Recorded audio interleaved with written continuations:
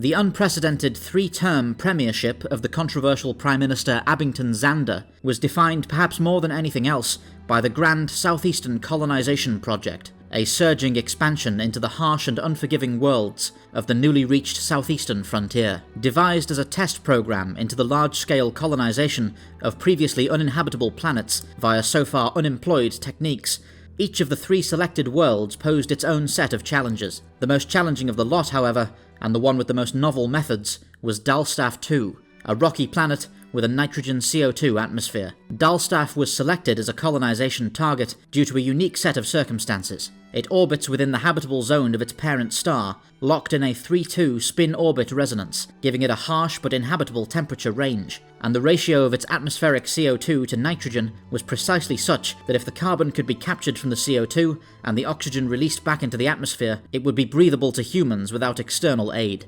To that end, a series of genetically engineered algae, lichens and mosses were devised.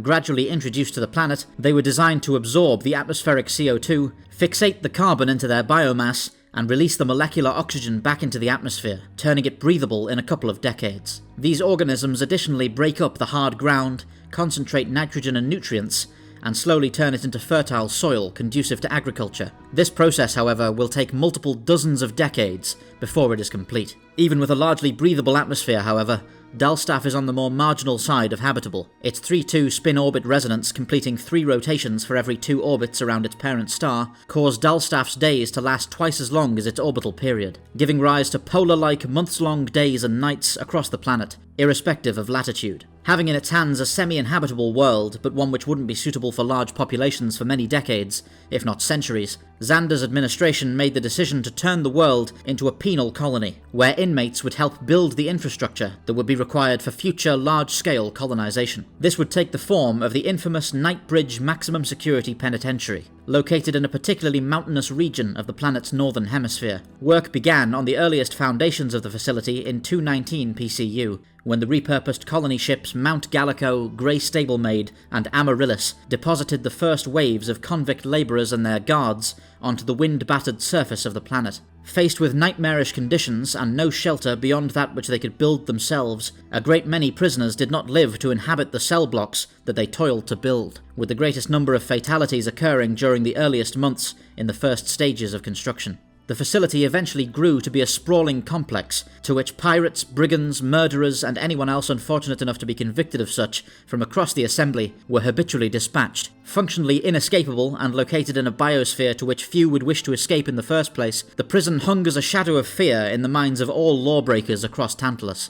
Dalstaff 2 itself is not the system's only notable feature, as the long process of its ongoing terraforming gave additional cause to establish further settlements across the system. Among them is the ice planet of Refuge, coated in a reddish-pink ice created by tholins and iron oxides, and home to numerous dome cities. Above Refuge is the busy orbital anchorage of Sen'jin Wharf, the second largest shipyard in the southeast after Teldrin's Kadarin Dorai, and a constant haunt of anyone in need of quick and affordable spacecraft or repairs.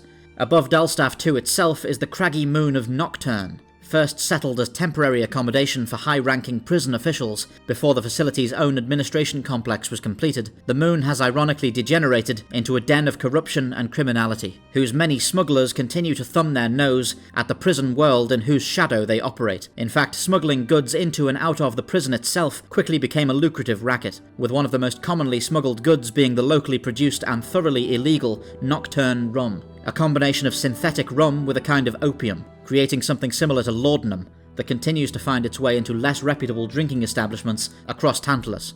In the immediate aftermath of Kaito Hakim's Government House massacre on Mayala's Rest, Dalstaff quickly carried on the wave of revolution spreading across the southeast. The ringleader of Dalstaff's revolution was the soft-spoken and much-respected Tacito Lemaire, a former Rulesian counterfeiter who had been in secret contact with Kaito Hakim for several years via his lover and cellmate Devin Tandil, who had himself been released from Knightbridge several years prior to the revolt. Equipped with valuable facility layouts, guard rotations, bribed or otherwise induced jailers, and orbital telescopy procured by Hakim, Lemaire's revolution was quick, effective, and remarkably light on bloodshed, with Lemaire insisting that as many guards and prison officers as possible be taken alive, to be ransomed later. In the wake of the revolt, Lemaire was christened Free Warden of Dalstaff by his devoted followers, and was validated as Dalstaff's head of state by Kaito Hakim and named to the new Union Council. Shortly afterwards, he was reunited with the Devin Tandil, and went on to become a crucial military commander for the Union war effort. In the post-secession southeast,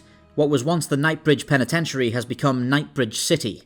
Now united in character with its disreputable moon, the city has become a freeport and unregulated bazaar, and has embraced Nocturne's reputation for moonshining and bootlegging, with the city of Knightbridge now being known for its many breweries and stills, in addition to Nocturne rum being legalised, at least within the borders of the Union, with its smugglers shifting their focus to secreting the drink across the new assembly border. The city has also built a reputation for weapons manufacture, serving as the centre of production for most of the Union militia's small arms across the war, as well as a number of exotic and finely produced firearms, tooled by the renowned Knightbridge Munitions Group, which fetch a high price across Tantalus. Between the major attractors of St. John Wharf and Knightbridge City, the Dalstaff system plays host to more foreign space traffic than anywhere else in the Union save for the Atamara Crossroads, and has proven a vital source of income for the frontier amidst the destitution of the Great Famine.